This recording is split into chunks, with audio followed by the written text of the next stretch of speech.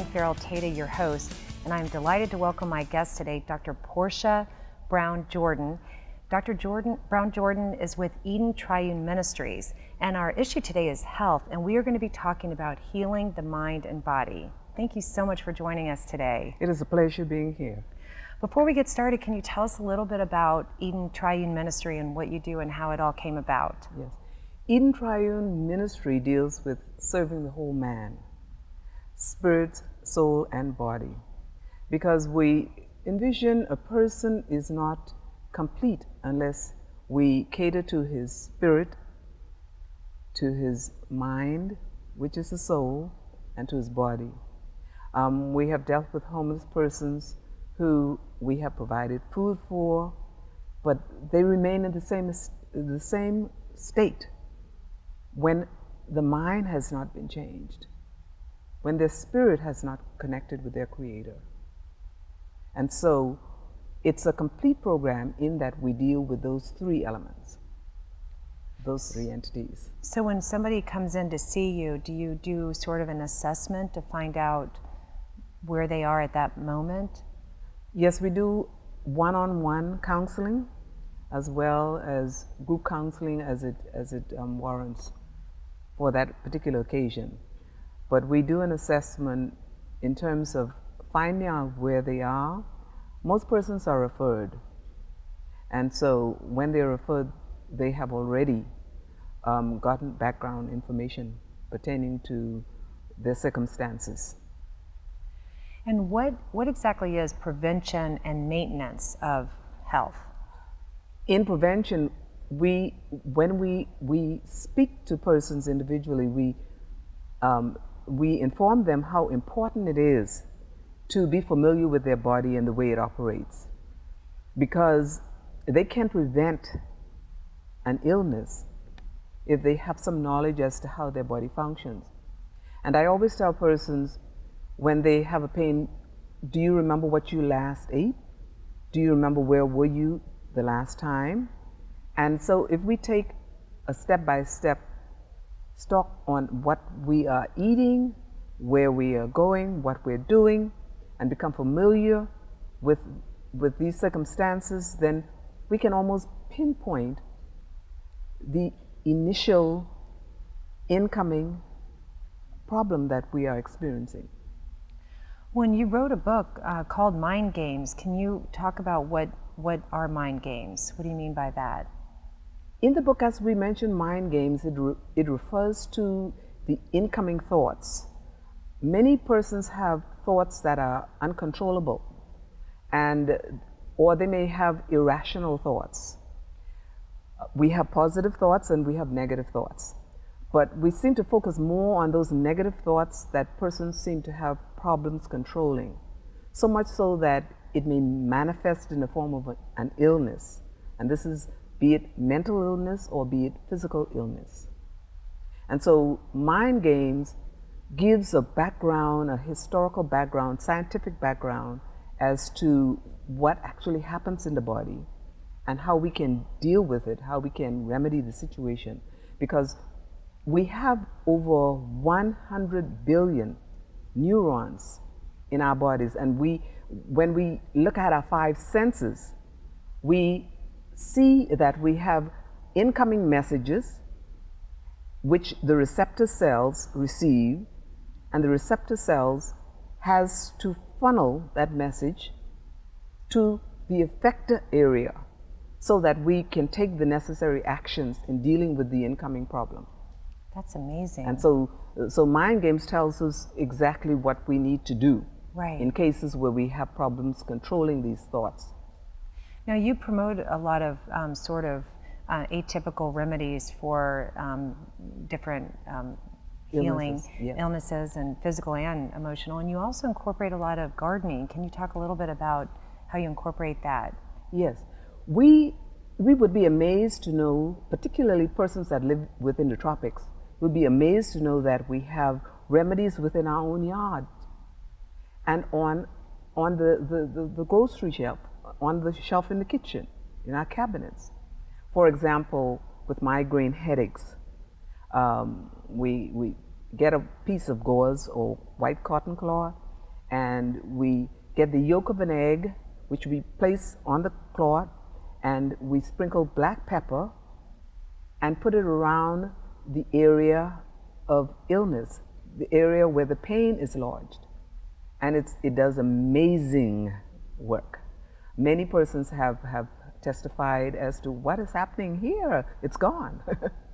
And then we have various forms of tumors, more sebaceous tumors, which is the fleshly tumors, that we use also the egg and the sea salt combined and place it over the tumor, and what it does, it begins to shrink it. That is unbelievable. So these are things that that are handy on the kitchen shelf. The table salt, which is more natural salt, of course, the sea salt, and organic eggs preferably, as opposed to inorganic. Ones that have antibiotics and chemicals everything. Yeah. Exactly. Now, how does the mind affect healing? The mind affects healing in terms of being in an environment where you have laughter, being in an environment where you have positive messages, and being in an environment where it's fun loving. We understand that research research tells us that almost 90% of the illnesses of our body is impacted by bitterness, hatred, all the negatives. Right. And so if we are able to understand this, and we're able to place ourselves in an environment where we are, where there's peace, and of course people might say this is not realistic in the world that we live, but we can do what we can to minimize the negative environment. And so if we do that, we can live longer, because definitely all of these negative situations really impact our health. Well, and, you know, back to the gardening example, I mean, they do talk about a seed of bitterness, and if you plant that seed, you know, it's gonna be an environment that grows unhealthy things. I mean, the way you think, and I can see how that would affect you physically as well. Of course, it does affect you physically, because there is an old adage that says you are what you think. Yeah. Okay, and we have to be sure. You can imagine a mind that is non-functional, especially if you reach a stage where you're constantly depressed, and it borders on insanity. When the mind is non-functional, then the whole body suffers. Right. Right. And so it's very, very important to keep the mind very healthy. Yeah. And the mind is kept healthy through thinking of positive things, listening to music that is soothing and uplifting, trying to be most of the time within a positive environment. Outdoor fresh air is most essential as far as the maintenance and health of the mind. And people do not realize this, but even in the case of Alzheimer's, you find that the more exposure to the outdoor air and oxygen, even in cases of heart attack, breathing in that early morning fresh air before the toxins in the atmosphere from the emission of carbon monoxide from vehicles on the street, that fresh morning air and that late evening air after the dew has fallen, is very, very essential in terms of our body and the intake of oxygen and energy that it brings to our body system.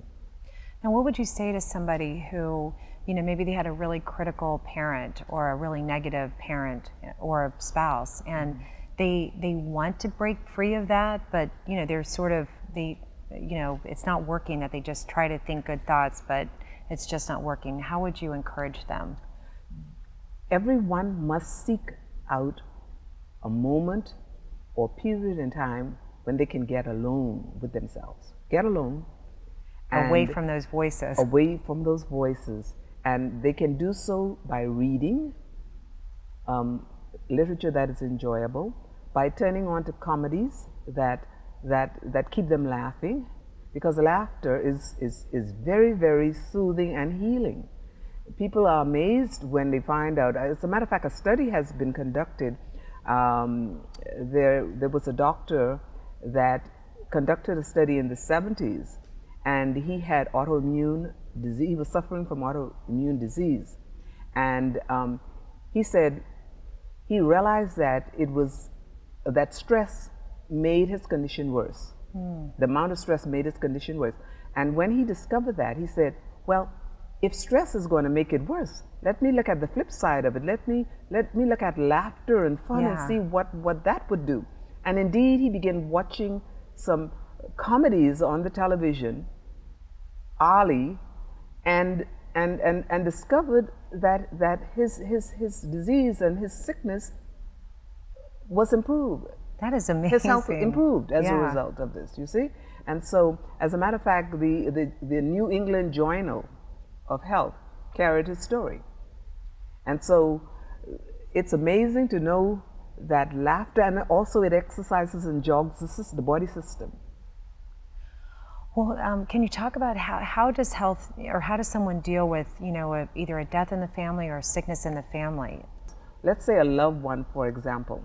And we cannot go wrong in showing and expressing love to loved ones while they are alive. And if we do this, particularly, let's say a parent or parents, if we show love to our parents, we take care of our parents, when it comes to that time of death, we can more readily accept their death, because we feel a sense of well-being and a sense of comfort that we did the best that we could while they were alive. And it helps us to accept their death more readily than we would if we had not spent time with them, if we had not shown them love, if we had not reached out to them.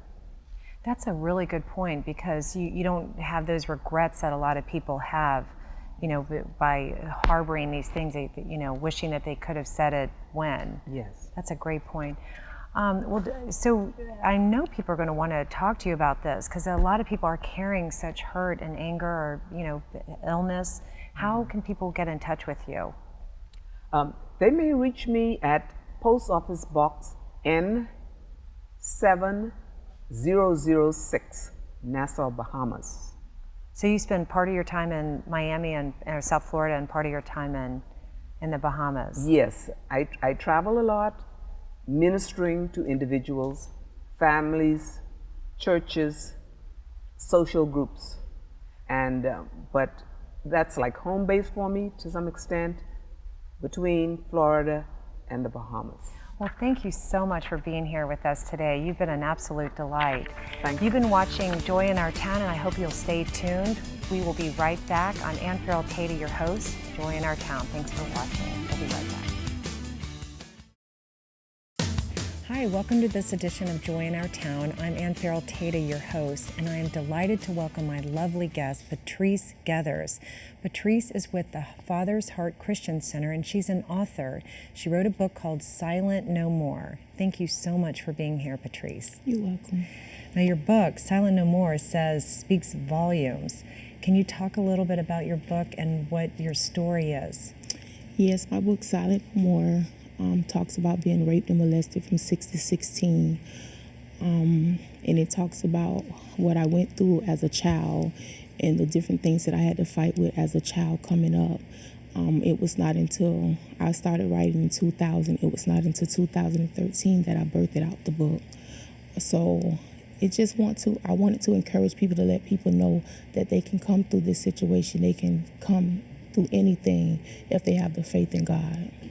So now abuse, there's, sexual abuse, mental abuse, emotional abuse. Can you talk a little bit about some of the definitions and your experience working with other people as well? Emotional abuse is one of the hardest ones. We tend to look at physical abuse, but my thing is that we can heal from physical abuse. But when it deals with emotional abuse, it's deep. It goes into scars. It goes into some emotion that we deal with. So it's hard to get over emotional because it's there and it's a scar that's left for life. You always will remember that. Sexual abuse, you'll always will remember that, what happened to you, where you put up a bind where you can't trust anybody or you feel like you can't trust anyone. But then eventually down the line, if you have faith in God, you can get over anything. Well, and they always, you always hear people like, why don't they get help? Why don't they reach out? What are some of the reasons why, people are reluctant to go and get help for experiencing these atrocities? Some deal with,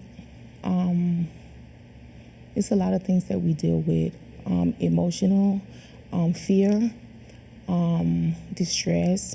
We fall into oppression and depression.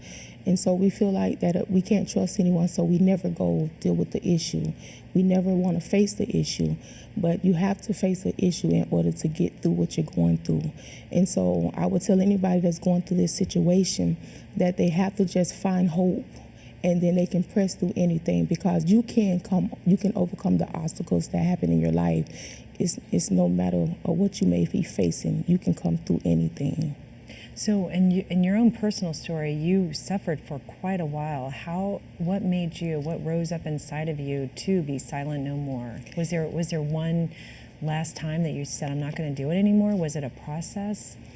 It was a process I had to go through. I decided to write. I used to write in my journal. And so as I began to write in my journal, I began to say, I'm going to write a book. So I just reached in my heart and allowed God to put the book in order to deal with the certain things that happened in my life from a little girl on up to 16 years old. And so you get tired of going through, you got tired of saying no, and no really did not mean no. And normally when you say no, it means no. But in my case, when I said no, it really did not mean no. Mm-hmm. So I lived a life that I always said yes to everything, until I looked in the mirror one day and I seen myself, and God began to tell me no really do means no. Now, did you reach out and get somebody to help you? Like help no meaning no? Or was it yourself? Actually, I did not reach out to anyone because I kept it a secret for a while, except I told my mom. But I just had to come to the grip that it's other people out here that was going through what I was going through. And so I wanted to be able to help other people out, because a lot of times these things happen to people. They are silent. They don't speak about it. They just isolate themselves. And so my thing was, when I was told to write this book, I wanted to be able to help someone and encourage someone and let them know that we can make it together. Yeah, that's so powerful. Do you find that there's a prevalence toward family members or neighbors or friends of, parents? Like, who are these abusers? I think that most of the time it deals with family, because those are the ones that's closer to you, the ones that you trust. And you put the shit up, you trust them, you love them. And those are the ones that really hurt you the most, dealing with this issue, because guess what? I trust you. And if I trust you, I'll do what you tell me to do. Yeah, that's right. That's tricky. Well, and it seems to be there's two sort of issues. There's the actual making it stop and ending it, and then the healing, which is a whole nother process. How did you cope with some of that? I had to come to grip in my life that it was time to release, find someone that I can talk to. Yeah. You have to find someone that you can trust and someone that you can talk to release. And when I found out that I released it to it and everything, the burden began to come lighter on me. And so I had to find someone to release, and then I had to ask God to heal me, to go through the healing process, because there's a process that you must go through. And so once the healing process took place, that's when I knew that I could trust again. Well, and is healing something that's ongoing? Like, do you feel like you'll always be sort of in a state of healing, or do you feel like you get healed from this? With me, I can say personal with me, that when I got healed, God healed me completely. My heart, everything, that I learned how to trust again. At one point, I did not trust, but when I went through the healing process, that's when the trusting began all over again.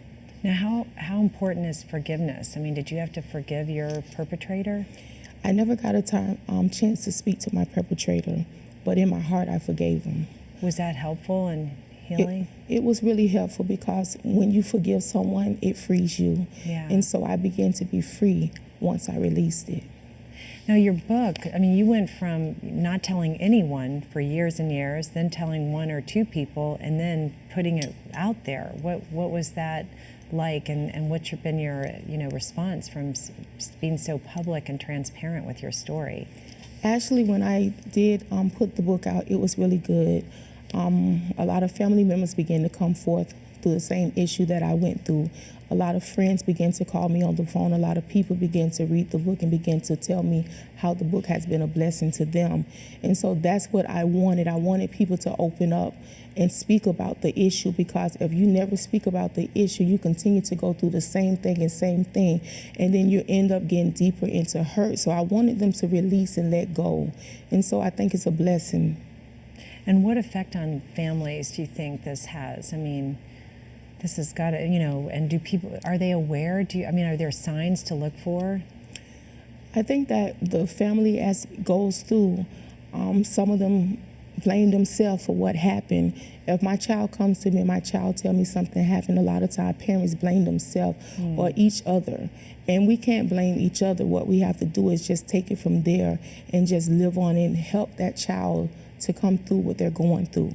Because a lot of times if we never speak about it, we never get the help that we need. Right. And so we can overcome anything in our lives if we just talk about it. Right. And so they go through things where they fight with each other, or they stop speaking with each other, they stop dealing with each other, and families just come into destroy. Well, and it sounds like you would be encouraging families for everyone to go and get help. I mean, even people that weren't, directly affected by it, just by being around it, that it would probably help them to get some counseling as well. Yes, ma'am. So what kind of resources are available for those? If somebody's listening right now and they're in an abusive situation, what would you recommend, and what kind of resources are available in this area? I would recommend that they call 211. They can call and get help from any place. Domestic violence, you have different shelters in the area that they can call, and they can get help to talk about the situation, because you're never alone. Right. And what about children? What kind of effect have you seen that this has on children that have witnessed some of this? A lot of children go through different things while experiencing. They go through things at school. They go through things with their friends, because some of them don't know how to talk about the issues of what they're going through. So they begin to be violent or begin to fight because of the things that they're facing in their life. And what are some of the coping mechanisms? Like what are, like you hear about kids, like writing was for you very helpful, or art, or having some kind of outlet. What kind of things would you encourage people to help them, cope with this?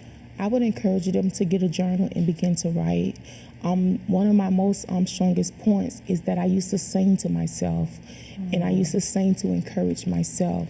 And so I find myself, when I go through different obstacles in my life or times of hardness, that I begin to sing and write. So, and I'm sure as you've been out there talking about your book and sharing your story, you've met other people. Can you tell us about some success stories of people that have, really suffered through some of this bad abuse, but then got help and they're very viable and healed today? Because that encourages people to know, because I'm sure a lot of people feel helpless and hopeless when they're dealing with something like this. Yes, we just have to be open. I spoke with a young lady that called me, and she was going through the same issue. I just gave her the word and encouraged her that she can make it. But she's on the verge of writing her book also, because I believe that we all have a book on the inside of us. And if everybody go through some things in life, and we think that we're the only one, but we're not the only one. But if we can open up and we can write it, that means that they can experience change in their life also.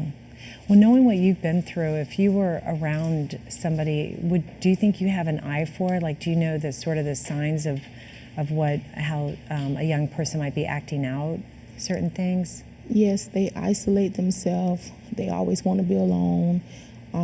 Depression, always holding their head down. Some tend to fight a lot because they're fighting with the inside.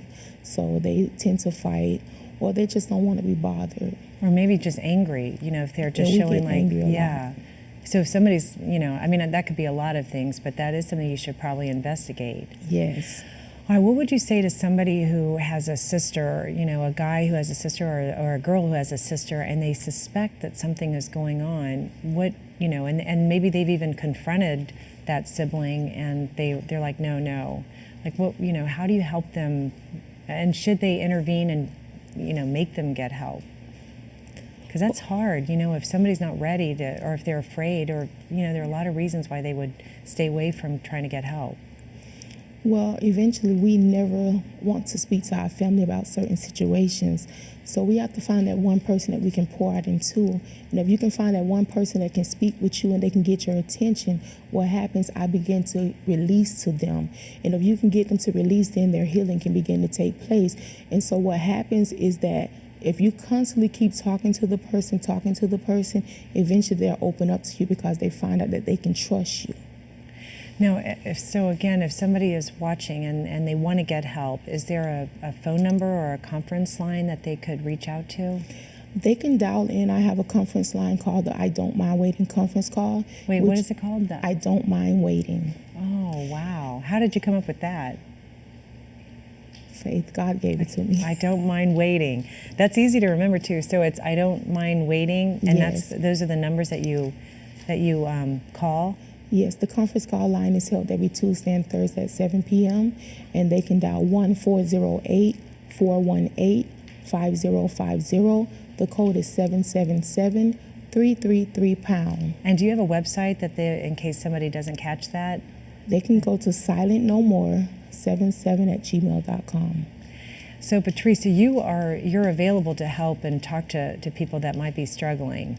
Yes, ma'am. And you're willing to encourage them and walk with them as they start the process to get help. Yes, ma'am. That's a gift. That's a huge gift. Patrice, thank you so much for being so transparent and sharing your story.